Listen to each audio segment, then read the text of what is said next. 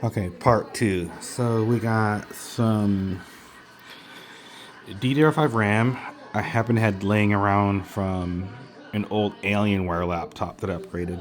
So we just installed it into the Nitro, the Acer Nitro Wal-Mart Special. We're gonna see what this little puppy can do. But here's the architecture. Have a gander. Now,